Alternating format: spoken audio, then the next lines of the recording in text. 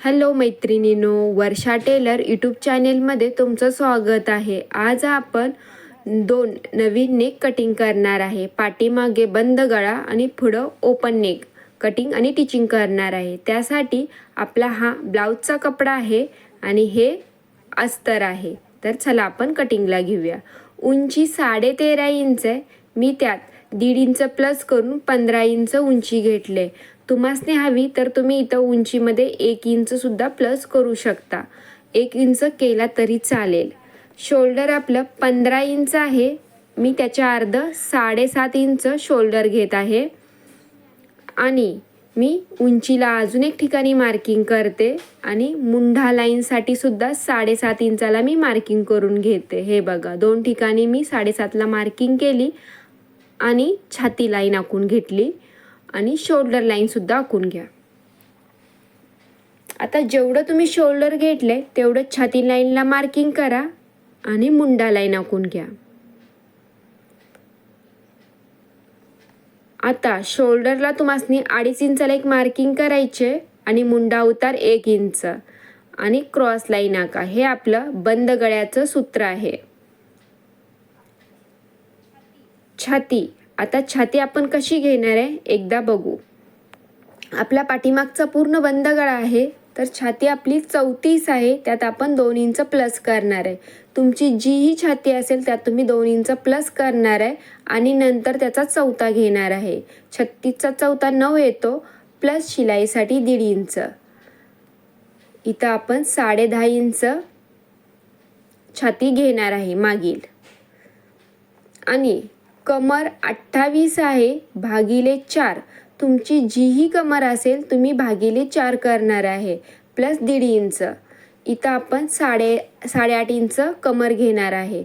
आपण मागे ट्रक्स घेत नाही, त्यामुळे आपण कमरेमध्ये 2.5 इंच प्लस नाही केले, फक्त 1.5 इंच प्लस केला आहे. पाठीमागचा गळा बंद आहे म्हणून आपण कमरेला ट्रक्स घेत नाही. आता मी छातीला 10.5ला मार्किंग केली आणि कमरेला 8.5ला मार्किंग केली आणि ह्या 2 लाईनी जोडून घेतल्या. हे 2 मार्किंग जोडून घेतलं. मुंढा लाईनीचा मध्य काढा आणि 1/2 इंच आतमध्ये मार्किंग करा. मागील भागासाठी तुम्हासनी 1/2 इंच आतमध्ये मार्किंग करायचं आहे आणि मुंडा शेप द्या. शोल्डर पट्टी आपली 3 इंचाची आहे. मी त्यात 1 इंच प्लस करून 4 इंचाला शोल्डर पट्टी घेतली. पुढील गळा उंची 1 इंच आहे. शिलाई मार्जिन 1/2 इंच, असं 1.5 इंचाला मी पुढील गळा घेतला आहे आणि आपली गळा रुंदी 3.5 इंच राहिली आहे. आपलं आखून कंप्लीट झालंय. आता मी कटिंग करून घेते. पुढील उंची जी मागील उंची घेतली त्यात तुम्हाला 1 इंच प्लस करून पुढील उंची घ्यायची आहे. शोल्डर आपल्याला 7.5 इंचच घ्यायचं आहे. मुंडा सुद्धा आपल्याला 7.5 इंचच घ्यायचा आहे. शोल्डर लाईन आखून घ्या आणि त्याच्यानंतर मुंड्या लाईनीचा मार्किंग करा.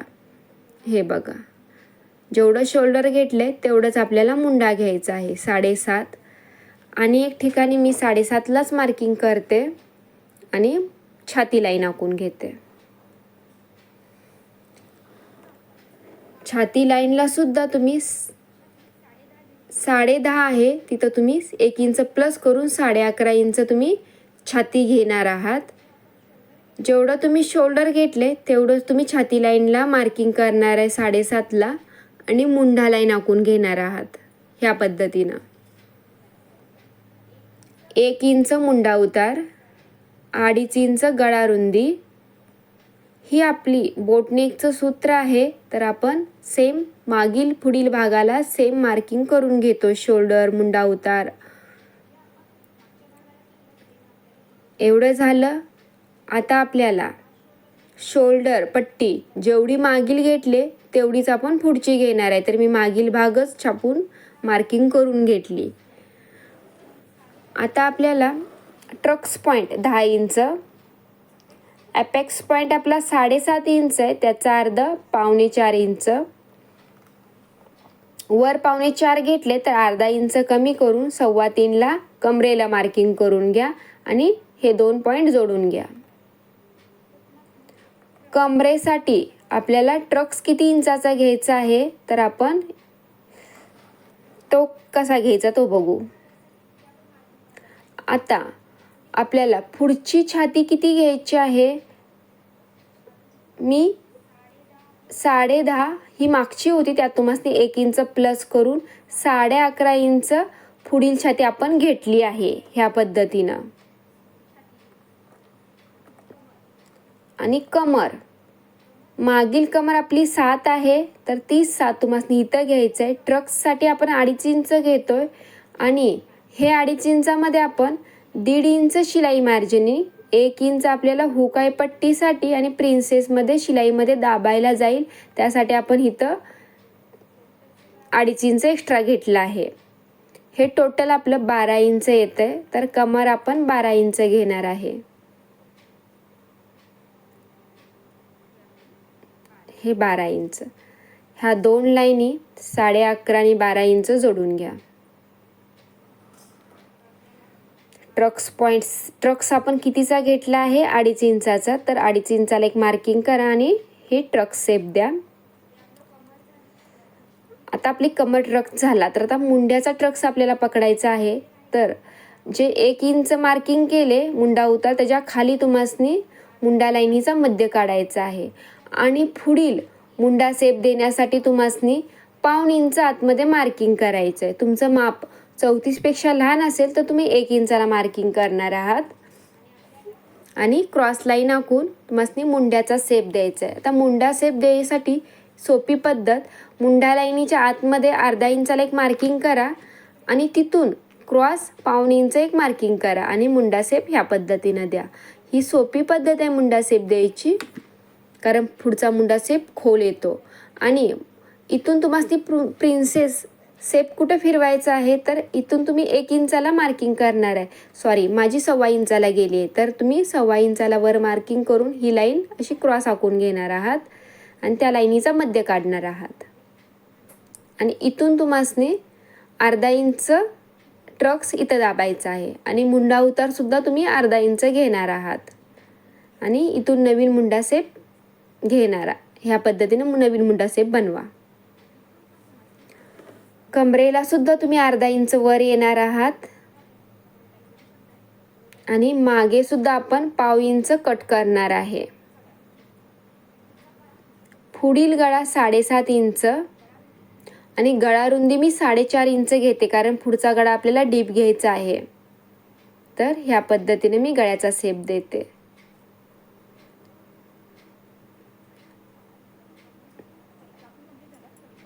आपलं पुढील गळ्याचा शेप मी अनेकदा दाखवते. आपल्याला जरा खोल पान शेप व्यवस्थित द्यायचा आहे. ह्या पद्धतीनं पुढील भाग ओपन भाग आहे, कारण पुढे हुक येणार आहेत.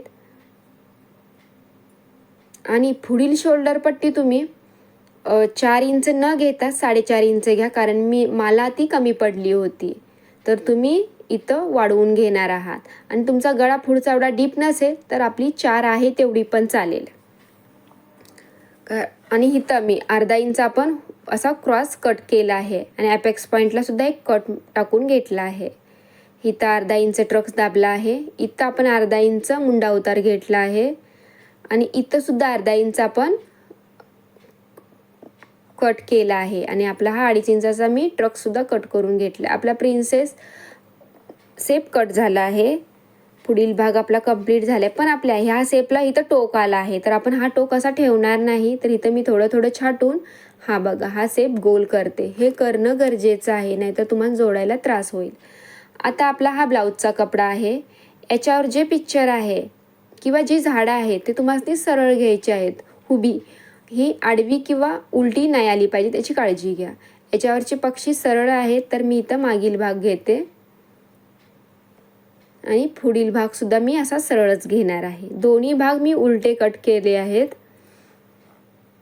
हा बघा आपला ब्लाऊज कटिंग कंप्लीट आहे. इथं आपण उलटी शिलाई मारणार आहे आणि हा आपला प्रिन्सेसचे पण दोन्ही पीस कट आहेत. हा सुद्धा मी उलटा घेतला आहे आणि अस्तरला कॅनव्हास चिपकून आपण गळ्याला कॅनव्हास लावणार आहे पुढच्या आणि ह्याला पॅड अटॅच होणार आहेत.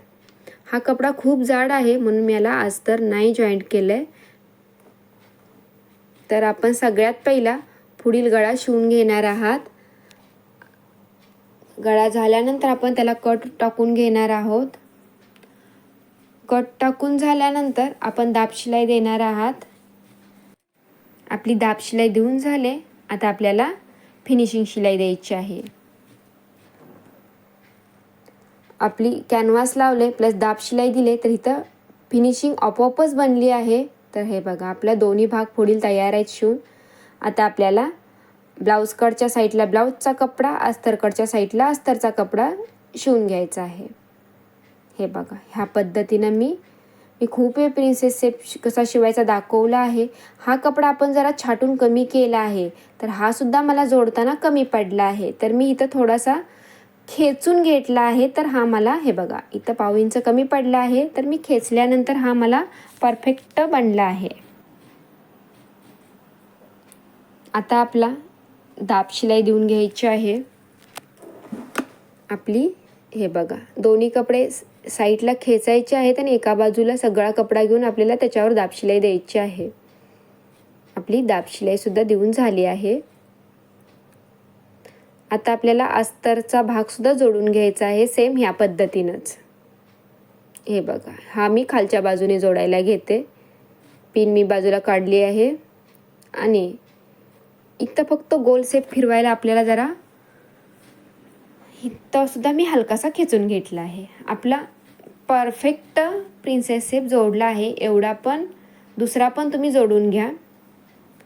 आता मागील भाग आपल्याला हे बघा असा शिलाई मारून घ्यायची आहे. नंतर मी कट टाकून घेतले आहेत. सगळ्या पिना काढल्या आणि इथं दाब शिलाई टाकून घेतली. दाब शिलाई देऊन झाल्यानंतर आपण हा भाग फिनिशिंग शिलाई न देता अस्तरवर अशी शिलाई मारून घेतली आणि ब्लाऊजपर्यंत आणून सुई मी खाली अटकवली आहे आणि पुढील भाग आणून त्याच्यावर ठेवला आहे. हे बघा ही एक फिनिशिंग सोबत शोल्डर जोडण्याची पद्धत आहे. आणि आता आपण अस्तरच्या आणि ब्लाऊजच्या मध्ये पुढील भाग घेतला आहे आणि परत शिलाई मारली आणि हा भाग उलटा केला. हे बघा मागून पुढून फिनिशिंग सोबत आपला शोल्डर अटॅच झाला आहे. मी तुम्हाला बोलली होती माझा पुढचा गळा डीप असल्यामुळं मी क्रॉस कट केलं, त्यामुळं आपला इथला कपडा मागील भाग मोठा आला आहे. जास्त होता तर मी कट केला आहे. त्यानंतर आपल्याला ॲपेक्स पॉईंटला ट्रक्स टाकून घ्यायचे आहेत. आपला पॅडचा मध्य काढायचा आहे आणि ॲपेक्स पॉईंटला मी कट टाकून घेतला होता ते दोन्ही जोडून घेतलं मी. हे बघा आता आपल्याला अस्तर आणि ब्लाऊजचा कपडा असा जोडून घ्यायचा आहे पूर्ण. हे बघा मध्ये कुठेही चुनी किंवा फुगा न येऊन देता आपल्याला हे मागील पुढील भाग अस्तर बरोबर जोडून घ्यायचा आहे. आपला जोडून झाला आहे. आता पुढच्या गळ्यासाठी आपण असं पायपिंगची नॉट टाकून अशी पट्टी बनवली आहे, पायपिंग बनवली आहे आणि ती आपण गळ्याच्या बाजूने अटॅच करतोय. ही पायपिंग पट्टी कशी बनवायची याचा व्हिडिओ मी माझ्या चॅनलवर आधीच अपलोड केला आहे. त्याची लिंक मी याच्या खाली देईल. तर पायपिंग हे बघा किती सुंदर आपली गळ्याच्या बाजूने पायपिंग बनवून तयार आहे. मी इथं हात शिलाई पण तुम्ही हवी तर करू शकता. मी इथं दाब शिलाई देऊन ती पायपिंग दाबून घेतली आहे. मुंड्याच्या बाजूने आपण हे बघा अशी क्रॉस पट्टी, कारण आपण हे स्लीवलेस ब्लाऊज शिवतोय तर इथं आपण काय करणार एकतर पायपिंग घेऊ शकतो किंवा दुमडपट्टी टाकू शकतो. तर आपण दुमडपट्टी घेतोय अस्तरची. नॉर्मली आपण जशी गळ्याला पट्टी अटॅच करतो तशीच मी मुंड्याच्या बाजूने अटॅच केली आहे क्रॉस पट्टी. एक्स्ट्रा कपडा धागे सगळे कट करून काढले. त्यानंतर मुंड्याच्या बाजूने मी असे कट टाकून घेतले आहेत. आता दाब शिलाई देते आणि नंतर फिनिशिंग शिलाई. सगळ्यात अस्तरचा कपडा आतमध्ये फोल्ड करायचा आहे आणि फिनिशिंग शिलाई द्यायची आहे. इथं सुद्धा तुम्ही अजून एक शिलाई देऊ शकता किंवा हात शिलाई करू शकता. आपला मुंडा छान जोडून तयार आहे. आता आपल्याला हुक पट्टी जोडून घ्यायची आहे. हुक पट्टी जोडून झाल्यानंतर तुम्हाला कमरेचा हा भाग चेक करायचा आहे. छोटा मोठा एक्स्ट्रा होता तर मी कट करून काढला आहे ह्या पद्धतीनं. आता आपल्या पुढील आणि मागील कमरेला कमरपट्टी अटॅच करायची आहे. हे बघा मी पुढील ह्या पद्धतीने केली आहे पूर्ण पॅक. आणि हे बघा अशी फिनिशिंग सोबत कुठं सुद्धा धागे बिगे आपल्याला बाहेर काढायचे नाहीत किंवा कुठं पट्टी सुद्धा बाहेर डोकवली नाही गेली पाहिजे. तर आपला कमरपट्टी अटॅच झाली आहे. आता आपण ब्लाऊज सरळ ठेवला आणि शिलाई मारून घेतली. एक्स्ट्रा धागे कपडे कट केले आहेत आणि आता आपण ब्लाऊज पलटी करतोय. आता आपण इथून फिटिंगची शिलाई. इथून पुढे आपला ब्लाऊज फिटिंग होणार आहे. ही आपली लास्टची फिटिंगची शिलाई. तर इथं सुद्धा आपले धागे बाहेर निघणार नाही आहेत.